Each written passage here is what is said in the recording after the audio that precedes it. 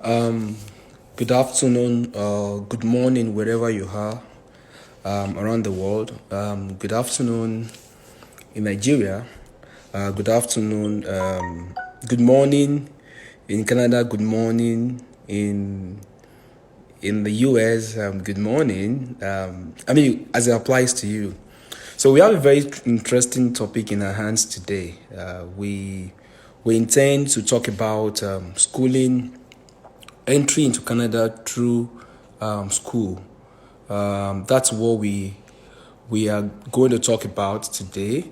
And to discuss that with me, I have a friend that I'll be bringing on board. So it's going to be I know it's going to be a nice session. So I know a lot of folks will have one or two questions to ask. So this is the way it's going to be. So we're going to I'm going to ask him a couple of questions based on the feedback I've got from people, and that will be the way I will keep rolling. So I will keep the discussion as brief as possible, so that we can have time to really take questions from people. It's very likely that this is going to be in series because I do not think that we will be able to undo all of the question, right, in one session.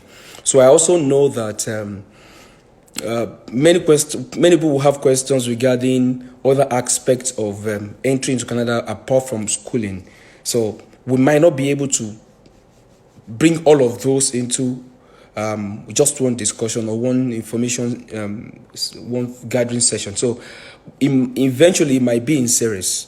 But so let's start it today and let's see how it goes. So whatever happens today is going to determine how things will pan out eventually. Once again, welcome. And I'm going to bring my friend up. My friend Peter will be up now, so I'm going to just bring him up right now for this.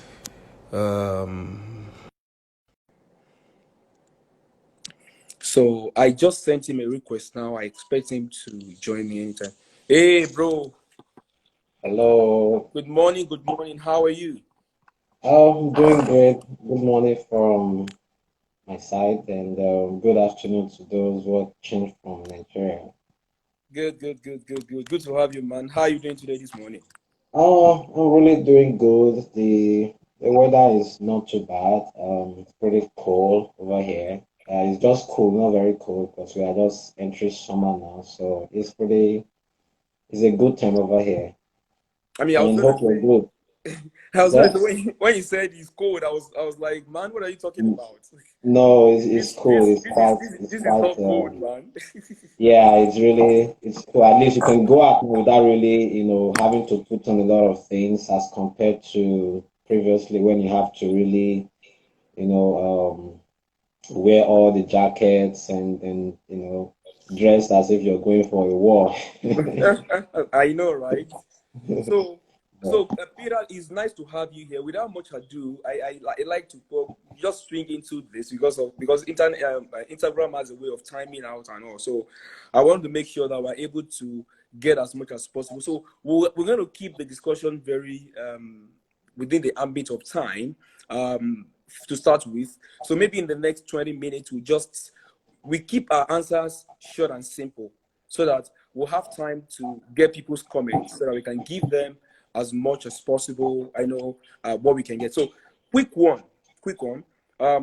Just by way of introduction, Peter here is did he had his bachelor's in biochemistry from our dear Andrews Ali University, Ekpoma, Nigeria. So that was where he had his first degree, and after which he came to Canada um, for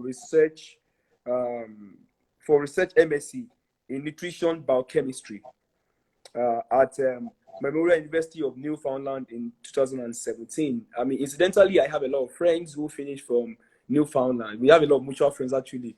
Who my own buddy is from. I mean, finished from there as well. So, he said what? No. Just continue. Yeah. So also, after he was done with his masters, he went. He started his PhD. So he's currently doing his PhD, also in human nutrition at the University of Alberta. Alberta also is in Canada. So we have somebody who has been there, done that. So he's done his masters and he's doing his PhD right now in Canada. So we have we can ask him questions. So he's done some things and he's still in the program. So he has um, quite a bit of experience in terms of guiding us on what to do, right? So now, one thing I would say quickly before I start asking Peter a question is that I know that a lot of people, I mean, we don't have to deceive ourselves. A lot of people who are seeking to come into Canada through schooling, they are using it as a means to an end. It's not an end in itself. So I'm sure that as they listen to us, they want to know what their prospects will be in terms of when they're done with the program, what's going to happen to them. So these are things that I know that folks will be willing to listen. Now, to start with, Peter, what are the requirements to get into Canada school? If you want to get there, what are the things you think that the things you must have? Okay, thank you. I think it's program and school dependent. So each of the school have their own requirement, but there are very basic requirements. For example, if you're planning to come here for undergrad, it's important you should have finished your high school and probably finish your WAEC or your NECO. Well, some schools accept WAEC, then there are some schools that don't accept NECO. So you need to confirm and cross-check with the school to see which of the high school certificate that they require. And then you might need to do an English test, particularly for bachelor's program, but you also need to confirm with the school if you have your English in WAEC. Some schools will say if you have English in WAEC, that's sufficient. But some schools will tell you to write like an English test. And then for masters or PhD, if you're coming for masters, you should have finished your bachelor's program. And then if you're coming for PhD, you should have finished your masters. Very few schools offer direct PhD from bachelor's, but it's really very limited. So you need to have at least a master's degree. And then if you're doing some profession, if you're coming from a professional course like MBA, for example, they might require to do a GMAT or GRA. And then you need to have at least maybe 1 or 2 years of work experience, particularly for those MBA, maybe economics, those kind of professional program. And then you will need to have a proof of English proficiency. For masters or PhD in Canada, you don't need the IELTS or TOEFL exam. You can just get a letter of proficiency from your school to kind of tell them that you studied in English. Can you repeat And that then, again? Can you repeat that again? I like you to so, repeat that point again. It's very so important. if you, yeah, so if you've done your bachelor's program and then you're coming for Canada, then for master's or PhD, you don't need to do TOEFL or IELTS exam. What you need to get is a letter from your university. So that letter kind of we state that okay, you did your bachelor's program or your master's in English language, so you submit that along with your admission package, and then you will need your unofficial transcripts because when you're submitting, there are some schools like University of Alberta and some other schools. During your application, you need to upload your unofficial transcript during your application. It is when they have accepted they've given you admission, they will now request for official transcripts. There are some other schools, they will request you to send your official transcripts as part of the application process. Then you need to get like a reference letters. Most of them is online. They just send like a link to the person you use as referee. And then you pay the application fee. Then once they get the admission, then you can then apply for your TRV and the study payment. That's going to be another section, but I don't want to talk about that now for now. Okay, perfect. So I mean that's very top level introduction in terms of the requirement, and I'm sure that folks will have one or two questions or clarifications based on what you just said now. But for me, important take home from what you just said now is that it gladdens my heart to know that some schools sometimes don't even require IELTS for you to come in, because you just for you to be able to prove that you studied in Nigeria. I mean, so for me that was so important. Now, nice one. So now, how easy is it to get into Canadian school? Um, I think if you meet the requirements, it is quite easy, and then they place a lot of preference on people with very good results. So if you meet the requirement, I think once you apply, they will give to you. So you need to make sure you check each program specifics. For example, there are some master's programs that will require you to get at least a 70% average. Okay, 70 or 75%, which is a minimum of like B average. And the good thing is that sometimes they don't really compare, they don't look at from your 100 level to your final year. So they mostly focus on your last 2 years in the university. Sometimes they will say the last 20 courses. So if you have very good, even though let's say your 100 level was like maybe 50 or 60%, and then your 300 and 400 level where is up to like maybe you have a very high CGP or maybe 2.1 or above 3.5, in your third and fourth year, is kind of very easy to get into a master's program or a PhD. And then for courses that require, for research programs that require you to get a supervisor, it is quite kind of tough, but that should be we are going to do like a separate sections to really dive into too deep how to get a supervisor, how your image should be. But once you're able to get a supervisor, like 80% of the job is done. Once you get a supervisor, even though like when I applied for my master's, I applied in March. When I applied for September, the deadline has already passed. So I told my supervisor, she said, don't worry. Okay, so I submitted for September. When it got there, she even changed it back to May. So which means I applied for March. I applied in March and then got admission for May semester.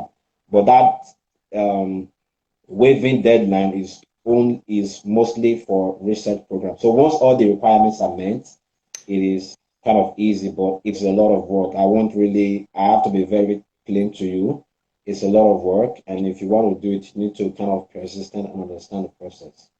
Okay, thank you so much for letting us know, because it's important for us to know how easy or otherwise these things are. Yeah. Folks, I'll come to your comments. I'll quickly go over what I have here.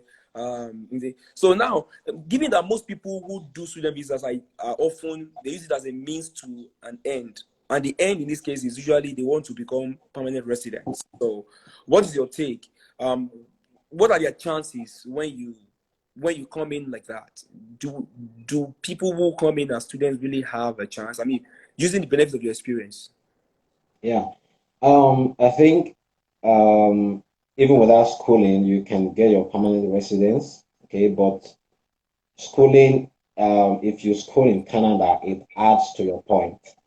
And then if you work in Canada after schooling, it also adds to your point. So the schooling you do, if you do like a part-time job when you are studying, that doesn't count as your work experience when you're applying for your permanent residency. Okay. And there are even people, for example, if you're doing PhD, for example, here, and then you already have a master's degree from Nigeria, and you have like 2 or 3 years of work experience before coming, I've seen some people that even get their permanent residency while doing their PhD. Okay. Okay. Then if you come in here for bachelor's program, so you need to calculate your CRS score to know where you are. So, but we are going to be talking about that when we are dealing with express entry. And then so you need to know which of the express entry you are targeting, whether the federal skilled worker, if you have a work experience from Nigeria, and then so if you have a work experience from Nigeria, and maybe you just need to finish your um, uh, bachelor's or master's degree. So you can finish your master's degree even before you get a work, you can apply for your permanent residency. And then if you don't have work experience from Nigeria, then you have to wait to work for 1 year before apply. So schooling in Canada and working here actually increases your points and then gives you a better opportunity to qualify for the express entry. Got you. Thank you so much. So I thought I should just explain. So, folks, like I said before, I mean, it's very clear from the direction of this conversation that we might have to stagger this conversation into series. Now, we won't be delving too much into express entry requirement today.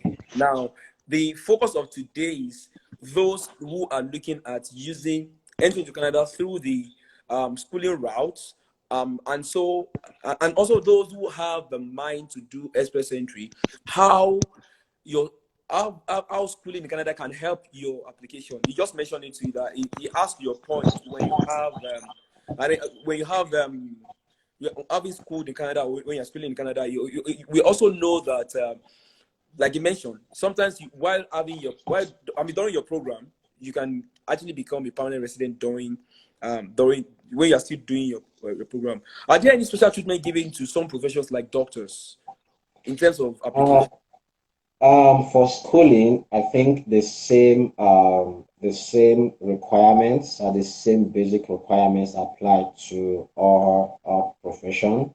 Um, so you really need to see now if you're coming to school, maybe you want to go come do a professional course, getting like I will be very truthful to you, getting medicine from Nigeria, is really, really tough. Like it's the chance is maybe like 5% chance because they have very few slots for international students. So it is really very challenging. So, but what people that have maybe medicine or pharmacy do is some of them apply for maybe public health for masters, or they apply for clinical epidemiology or masters in genetics or even masters in medicine. And then when they come, while they are studying, they are trying to look at how to write their professional exams to become doctors. But it takes a bit of time, maybe 2, 3 years, depends on how fast you are and how committed you are. But I think it's basically same requirements for everyone. Okay, but so I mean, from what you're saying now, if you're coming into schooling, basically it's the same requirement. I think where the difference might come in is when you're trying to apply for express entry, maybe Yes. some yeah. So okay, nice. Now, are some schools easier to get in than others? Absolutely. Yeah, absolutely. There are some schools that are very so you need to if you're applying for school, you kind of need to check the ranking of the school. Okay. For example, schools like University of Toronto, McGill University, University of British Columbia, University of Alberta, University of Ottawa, those schools in the first 10 category, they are very, very competitive. Okay, so there are sometimes you might even have like if you have like 3.5 CGPA, for example, there are some schools that will tell you no, we need at least 75%, which is like maybe 3.8 or so, right? For those very top schools, it's because a lot of students are applying, people with first class CGPA and all that, so it's really very competitive. So if you know maybe your class of degree is like maybe 2.2. So you really need to check the department to see if you have 2.2, then you need to check your third and your fourth year to see how you can convince them that your CGPA were actually very high in your second and third year. Okay, And then so you have to know yourself, right? And then one trick I need to tell you is it doesn't matter which university you attend in Canada. All those ranking, is good. Okay, if I attend just like someone that attended Unilag and UI or Uniben, it seems like, when we are going to the school, we feel, pompous. I'm going to University of Ibadan or I'm going University to, of first choice. you understand, all those kind of big schools. But when we graduated, we actually discovered that it doesn't really mean, right? So it's same here. Whether you attend University of Toronto, I think we're going to talk about tuition maybe we can talk about tuition, but you need to. It's easier to get into schools that are maybe They are not Ivy League. yeah, no, they are not the Ivy League schools. So if you have like a first class degree, you can pursue the Ivy League schools, but you need to, cut your coat according to your size and just whether it's a top 20 to 30 school, it doesn't really matter. But you need to actually know your results. You can't be having 2-2 and thinking of going to the University of Toronto. They won't even accept your application, right? Got you. So I mean, speaking to the ranking of school, I mean, look at you. You went to Ambrose Ali University. Yep, I yep, don't know that's what right. I don't know what rank Ambrose Ali University is in Nigeria.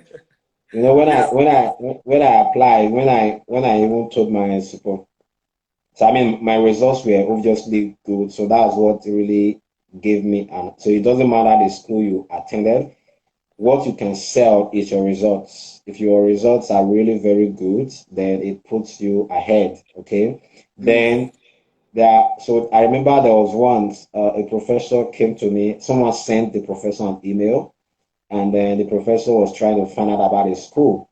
And the professor was asking me, do you know Ambrose University? Because they're not very familiar with, maybe they are familiar with maybe Unilag or Uniben because that's where a lot of those federal universities that people come from. So they weren't familiar with those private Ambrose and all that. Then I told the professor, oh, I attended Ambrose. Then it's okay.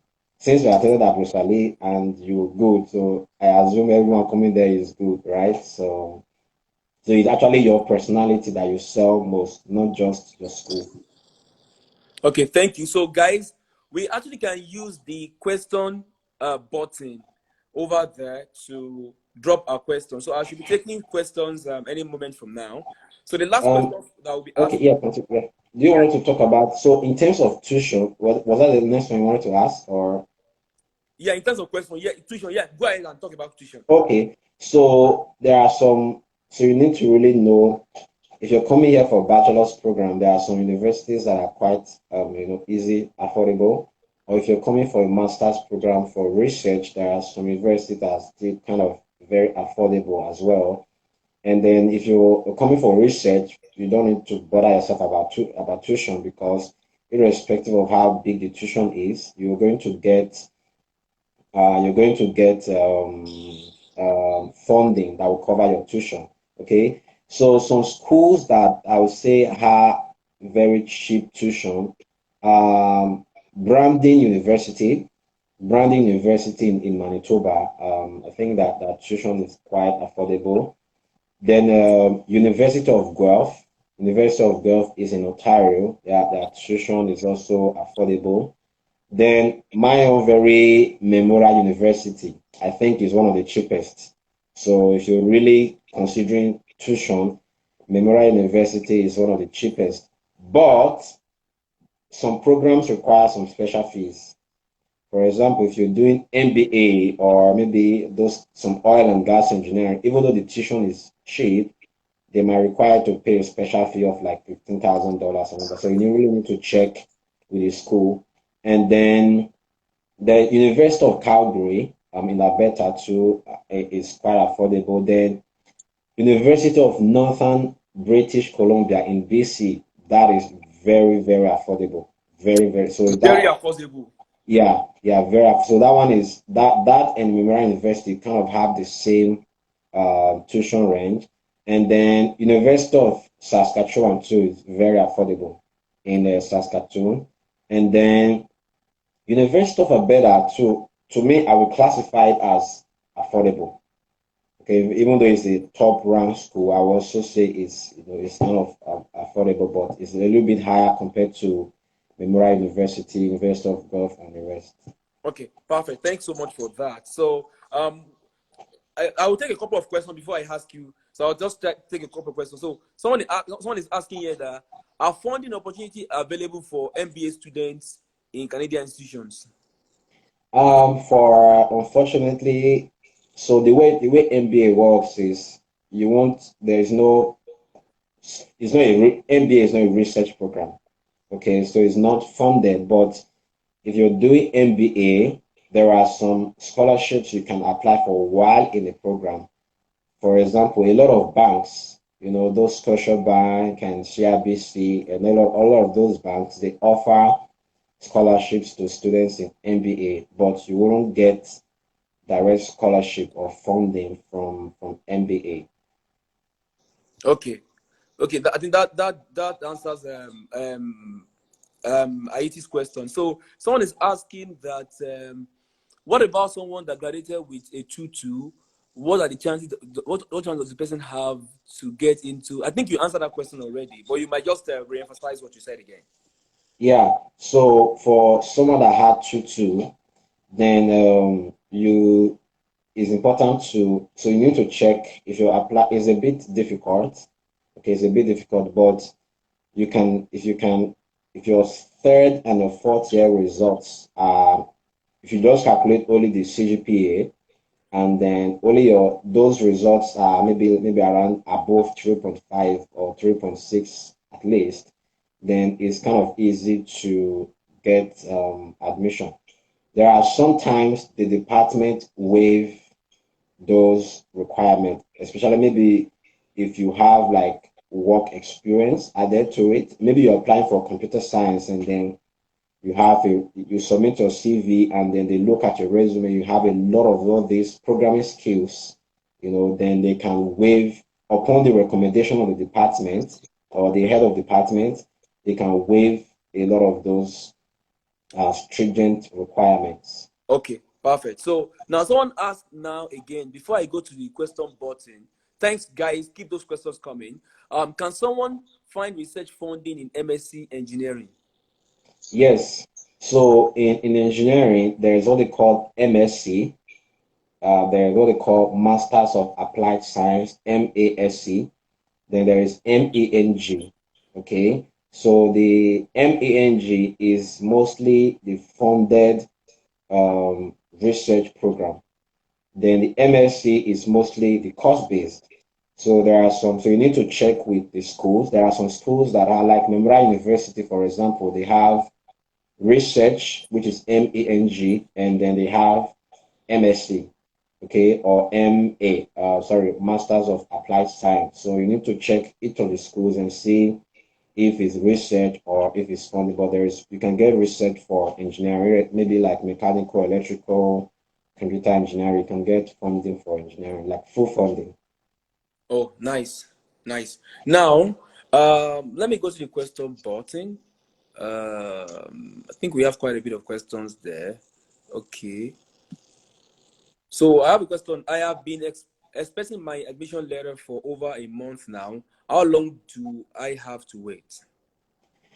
So it really depends on when you applied and when the admission deadline is.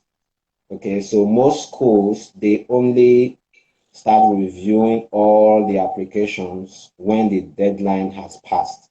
So mostly once the deadline has passed, then Deadline for within, admission. yeah, the deadline has passed. That's, you've already applied and then you've waited for the deadline. Then maybe mostly within a month after your after a month after your the deadline has passed, you mostly get like response, and then it depends on how fast they're able to verify your documents as well. So maybe Okay. you send in transcripts, then they need to maybe contact the school just to verify, and then how quick your reference letter gets to them. So if the people you use for reference haven't submitted it, then they might not be able to process. And then if it is a recent program, it depends, it's a bargain between them and your supervisor. Okay. So if your supervisor, like when I applied, my everything, it didn't take up to, when I applied for my PhD, it didn't take up to more than 1 month because my supervisor was there just telling them, oh, I want, everything is all set. So just give him admission, right? So for a research program, processing admission is quite easier because Okay. your supervisor will be talking to them on your behalf to speed up the process. Okay. Nice. So I have a couple of questions here. So let's okay. Someone said, how long does admission process take? So it So it depends. It depends, right? It depends on the deadline. And then, so let's, for example, you are applying to start school in May next year, okay? And then the admission deadline. So mostly for uh, May, for September admission, the deadline is right around February, March, okay, of the same year. There are some schools that are as long as 1 year, which means 1 year deadline, okay? Then say those top school, U of T and all that. And then let's assume, so you need to be very calculative, okay? You need to be very calculative. So if you are applying for May, your admission, so we are in May now, then you apply for May next year admission, for example. So then you know that it's going to take a while after they've gotten to the deadline. So if you apply now and the deadline is maybe October, they might not give you feedback till after the deadline has passed. Sometimes they process, and if you meet the requirements, they give you admission right away. Okay, so I Okay. would say maybe around 2 months, 3 months, depends on the program, and it depends on how close you applied to the To the deadline. So deadline. yeah, and some schools always recommend to apply early because there are some internal funding. Like if you're doing PhD, for example, there's what they call recruitment scholarship, and that recruitment scholarship is in quota. Okay, so they give to people first come first serve base. All right. So if you apply early, you have the chances of getting the scholarship early than applying close to the deadline. Then they might have exhausted their funding for those recruitment scholarships. Okay, thank you. Missy Lee, be careful. I'm doing something serious here. How are you doing? So, um, so someone says, can a person get a direct admission into studying for B.Sc? Yes, that's very possible. So it also depends on the course. For example, from some professional courses like B.Sc into nursing or medicine or pharmacy, some of them require you to get a first degree. Okay, maybe you already have a bachelor's degree in maybe biochemistry or physiology and the rest, then it will be easy for you to get into Medicine. nursing program, medicine or pharmacy. What about, I So think, what? law too? Yeah. So, but what they do is like Memorial University, you will apply for Bachelors of Science program. Okay, so once you apply for Bachelor of Science program, once you come after your first year, that's when you will decide if you want to go to engineering, you want to go to biochemistry. So you can choose a major and a minor after your Okay. one first year. But Okay. some schools are direct into the program, so you need to confirm with the school. Okay. Thank you, guys. Use the question button for your question so that I can see your question. Um, So when you said affordable tuition, can you be specific about the price just for clarity? I mean, I was going to tell you I mean, I know it's difficult to just put all of them into a box in terms of what is required, but then I think that having a sense of the range might be helpful to people. And so also made a comment that they didn't, I think they didn't make a note of the schools that you mentioned in terms of schools that are available and affordable the other time. Yeah. Okay. So I can actually mention them again. Or maybe after, let me see if I can. So basically, there is branding. Um, there is branding university. I'm trying to see if I can. Well, what you can do is maybe after the live section, you can private chat myself Yeah. or him. Yeah, Then yeah. we can We can even then drop. We can drop after this session. This video will be on the timeline, right? yes, So we will put like under the comment there. We'll put a list of the schools there. So that way it's that's easy. right. It's easy for you to have access to it, right? Okay, I agree with you. So I mean, let's go on. We have a lot of questions here. Okay, sure. I'm So the next ready. question is: Can you recap on Canadian schools with cheap tuition? I did not get them. Oh, okay. I think I mentioned that already. So we're gonna do a list of those ones. You see, Peter, please let's make a note of that. We need to Okay. put that. Okay. Yeah. Let's make a note of that so we can we can deliver on a promise. Well, what I'm going to do, I will also try to do more research, and then if there are some schools I didn't get while I was mentioning them, then I can try to make sure I send a list of those schools Okay. to you. Or you can private chat us separately, then we Yeah. can also send it to you Yeah. as well. I also will need the list of those schools. I've been thinking of doing my PhD since forever, but I Okay, mean, nice. but but all the things I have on my plate, on my like, I have so many things I'm chewing. So, but I hope to, really, if I get the one that has funding and that's a bit flexible, then I can look at doing my PhD as soon as possible. I need to do That's that. right. That's So, right. does age affect getting a study visa and admission to Canadian school? So that's a tricky question. So I'll be very frank with you. If you are planning to come for admission, the age is not really a very big factor, but it's also a factor a little bit.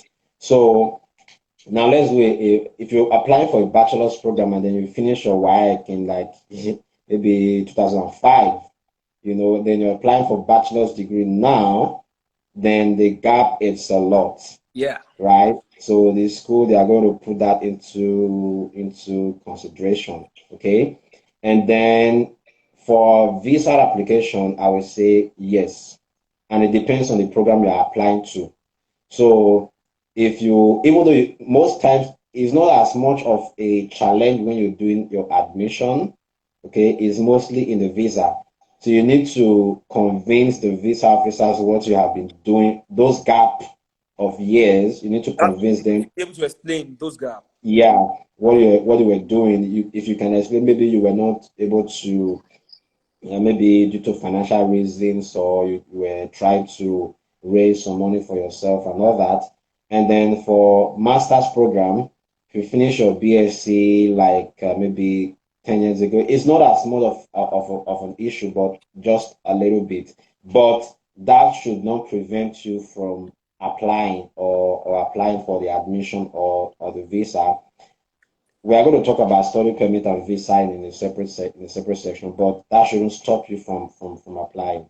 So you need to be very calculative of another thing. Let's say someone that is like 35 years old and then the person is applying for a diploma program. Yeah. Okay, I mean, so they are like, if you were the officer processing the stuff too, you look at it yeah, and say, yeah. you will think of something, or someone that already have a bachelor's program and then at age 35 you are now applying for college.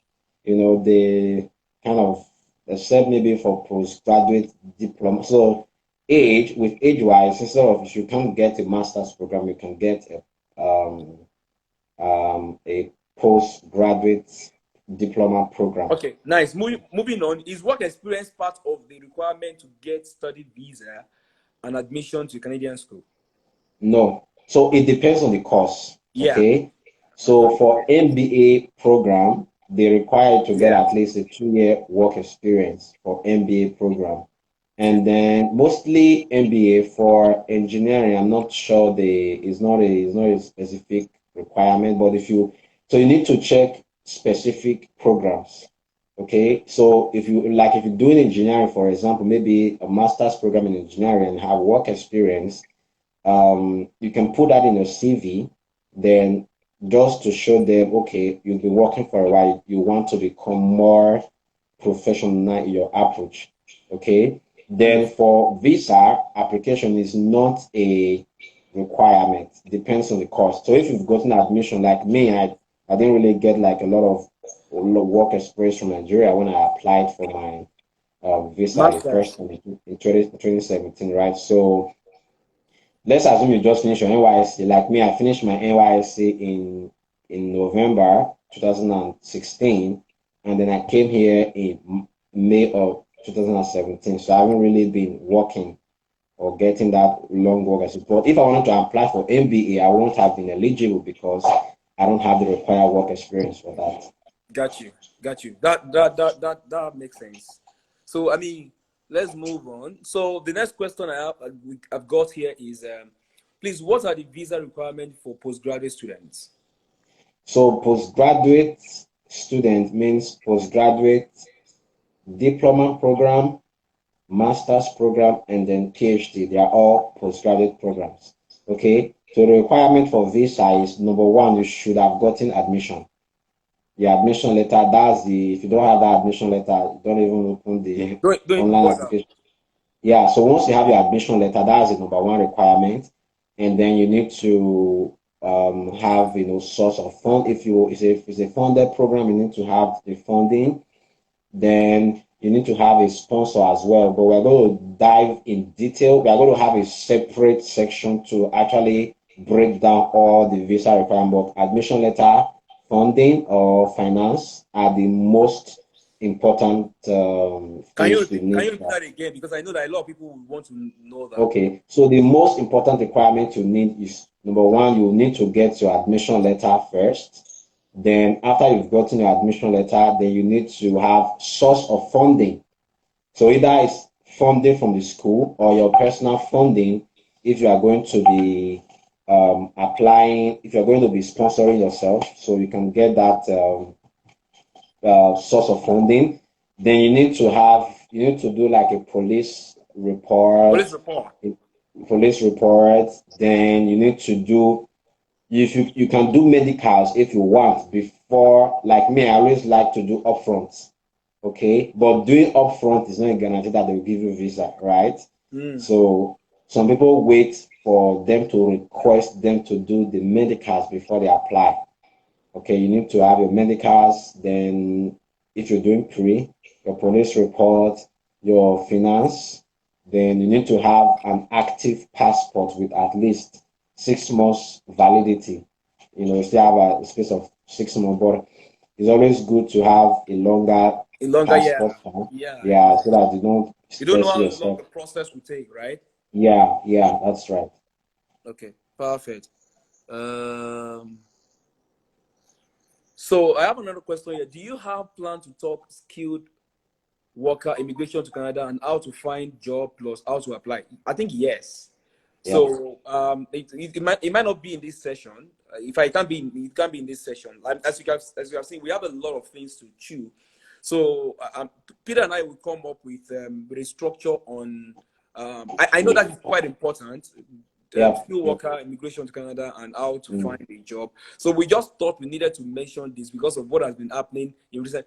Personally, I got folks who have been in the pool for quite a while, and what they're trying to do now to boost their score is to see how they can use getting into school, a Canadian school, as a way of boosting their chances and whatnot. So we thought that was very important as well.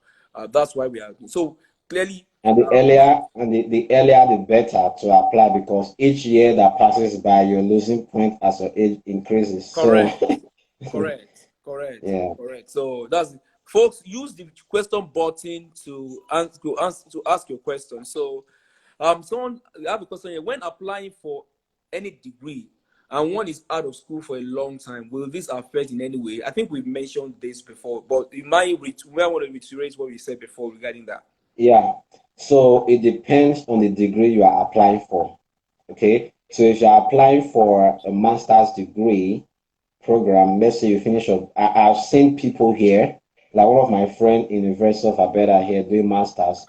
She finished like 10 years ago. I saw someone doing MBA that finished like 15 years ago, right? So it really depends on what you have been doing those times. If you can prove that you were gainfully employed and doing a meaningful work during those times, then it's not a big problem. In fact, that could be an added advantage Could be a plus, to you. actually. Yeah. Got you. Makes sense. So I think I've exhausted. Okay, I think I've exhausted all of the questions I have here. So I can go to. Okay, wait a minute. I think I have no question. Okay, So I have a question. You say, what's the best city for a young man hoping to start a career in IT to go for in seeking admission? That's a tricky question. It's not computer village. It's not computer village in Lagos, anyway. So, I think for IT jobs, a lot of if you go to Ontario, we really have. In fact, Ontario is good for anything, whether IT jobs or okay, Banking, investment yeah, banking, banking insurance, and all stockbroking. that. They are really, really good in that. Ontario has a lot for that. But for now, I would say don't focus on if you can. Let's say, for example, I know people that do computer science in a very much cheaper and smaller city, and then And once they then finish, move. they move. Okay, so you don't have to wait to get to University of Toronto or University of Ottawa in Ontario. Like what so many of my friends, including you, did. I mean, you guys Yeah, went to Newfoundland for your program, yes, and then boom, you came to Edmonton in Alberta, yes, right? that's right. That's. So in fact, I wanted to come to Alberta initially, like for my master's, but I was finding it difficult to get a scholarship and a supervisor. So I went to Newfoundland first. And then when I finished from Newfoundland, so that if you finish in any school in Canada, if you want to maybe go for PhD, you can virtually get any school. You can get University of Toronto, UBC. One of my Ottawa, friends, BC. yeah, one of my friend got McGill University, right? He finished from Memorial University. McGill is like the second top university, right? So our University of Alberta is like third or maybe fourth or so. But schooling here actually gave me a better An opportunity edge. to even get a supervisor because the supervisor will like, okay, he already has a Canadian experience. So, but I've seen some people that got direct PhD from Nigeria at University of Alberta. Even University of Toronto, people get direct PhD. Maybe they finish masters from Nigeria. If you're very fortunate and your supervisor is looking for the professor is looking for a student That's yeah, yeah. and then it's a timely thing. Like when I got my master's supervisor, she was actually actively looking for a student that meets the requirement. Even when I got my PhD, I just called the professor and then she was like, "Oh, I just got funded. I just got funded for a program, right?" And then I just applied. Okay, so it's a timely thing. But we'll talk more about Okay. Okay, for moving those on. that are doing research. Yeah. So, do you have idea of how professional certifications can be done in Canada? So it depends on what professional certification. Let's say for medicine, I don't really know, or if you did medicine in Nigeria, so there are a lot of maybe exams that you need to write to become. It is a lot of work. I won't lie, it's a lot of. It's not easy. So you Yeah, should yeah. be ready. I based on experience, I can speak to that, right? So, Okay, okay. it seems that I didn't school here. My friend, my wife and I came in here. So, like you said, it's a lot of work. You have to get certified. I, at least looking back now, my advice to people, for me, is actually a good question. So, the good thing is some of these certifications can be done while you are still in Nigeria. For example, you Yeah. can start doing the exam if you are an accountant and you want to convert from Mm, your SCCA to CPA, you can start doing the exam while you're in Nigeria. You also can start doing your exam if you're thinking of becoming a business analyst when you get here. You maybe want to get your CBA and everything. You can start doing the exam while you're there. You can also start doing there's something called if you're coming to banking, CSC and investment fund in Canada. You can start doing those exams. Why? Yeah, because you might need those things for you to. They are not so much of a big deal, but you might need them when you get here. These are some of the things that we faced when we got there. And medicine is another matter entirely. It's so tough. yeah. My wife had to. Um, you have to sit down at some point and ask yourself, like, are you ready to write these exams, right? Even though you're a doctor of many years. So when she got here, she needed to write the the exam to be able to practice here. I mean, that's another conversation, because there are so many routes for doctors. Some doctors can go to some remote areas and do like supervised practice. After that, they get them moved to the city and blah blah blah. So it's actually a whole lot of. So we down the road we start to expatiate more on those ones.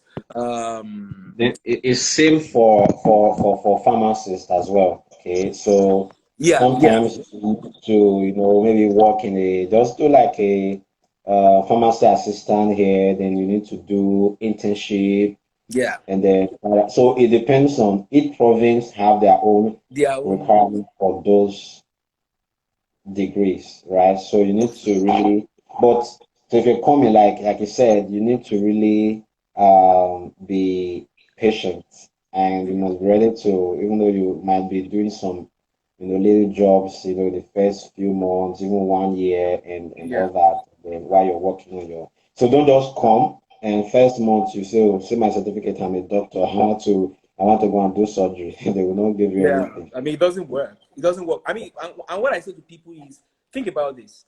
I lived in Lagos all my life.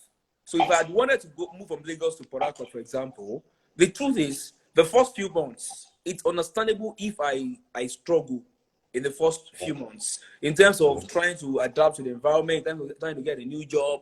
How much more if you're moving from Nigeria to an entirely different culture? I mean, where you have never been before. I mean, Port Harcourt is even somewhat similar to Lagos in terms of stuff, but then Canada and Nigeria are strictly different, right? So I think I've exhausted. So let me see if I can get few comments and questions from it. Was we're almost an hour, and I'm sure that Instagram should be telling us to wrap up anytime. So someone is saying, guide me on family relocation to Canada.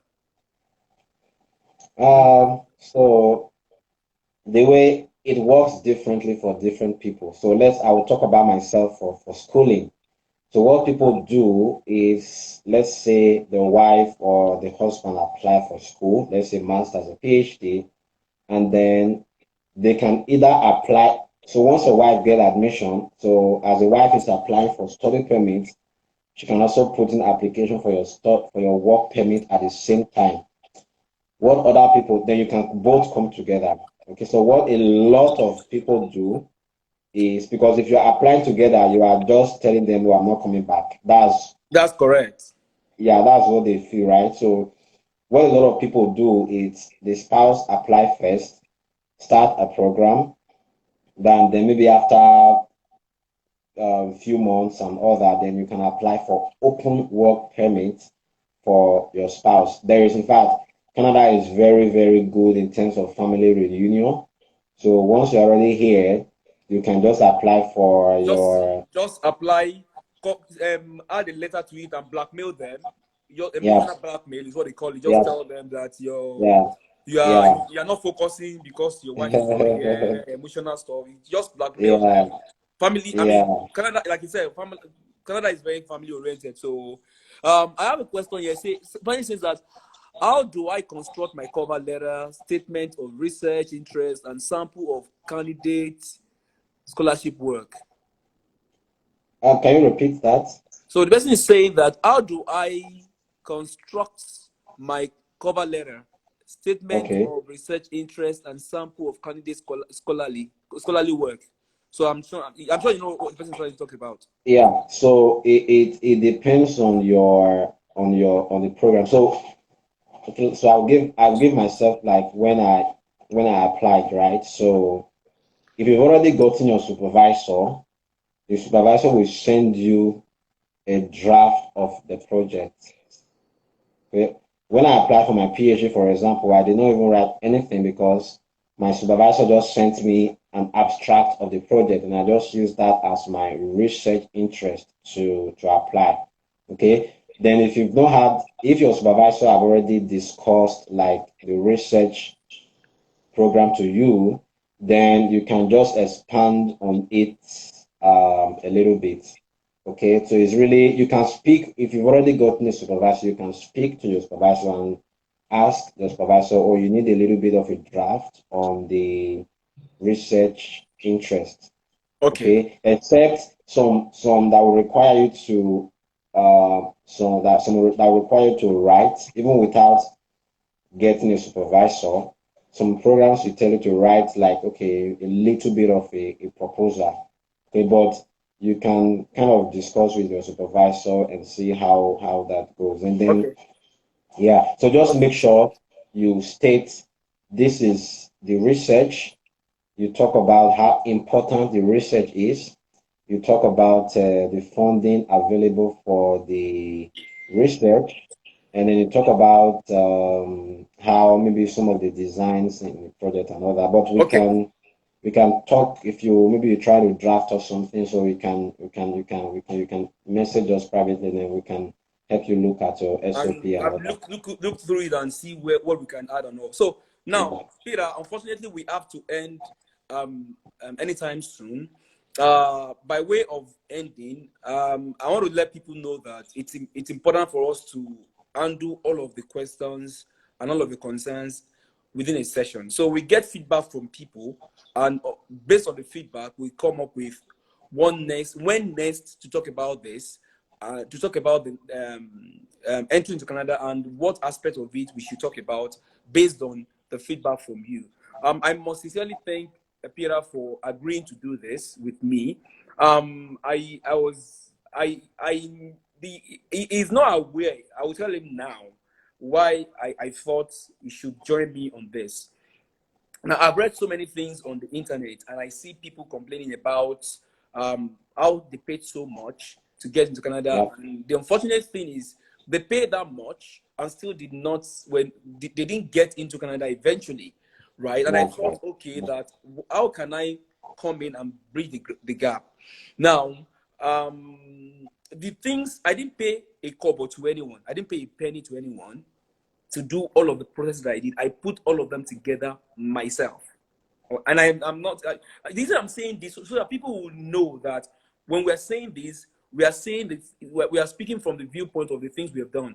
I'm not sure how much, I'm not sure how much Peter paid anyone. Myself, I only needed my computer and my scanner, and I did everything in my on my tiny table, so I did not pay Absolutely. a dime to anybody. That was the reason for my choice of you. So I remember very well that most times the things I used to scan they were my phones when I was in Nigeria. I Yep, scanned the document that I wanted. Sometimes I would require somebody to, that was the point. I never knew how to merge PDF documents until I yeah, was doing the application. So because I had to bring so many documents together yeah, yeah, before yeah. for me to be able to just to make sure that I fit with the requirement in terms of size and everything. So, folks, what on the parting shot, on the parting note, what we're saying is that you can do this, and we are here to support you all the way in terms of doing this, and that is why we are doing this. I mean, we are not expecting anything. We are just doing this for that's the reason. So, like I said, the reason for the choice of Peter is because we seem to be similar in this regard. I didn't pay any dime to anyone, neither did he pay any dime to anyone. So, letting us know that you don't need to pay anyone. You don't need to. We can do this. May I shock you?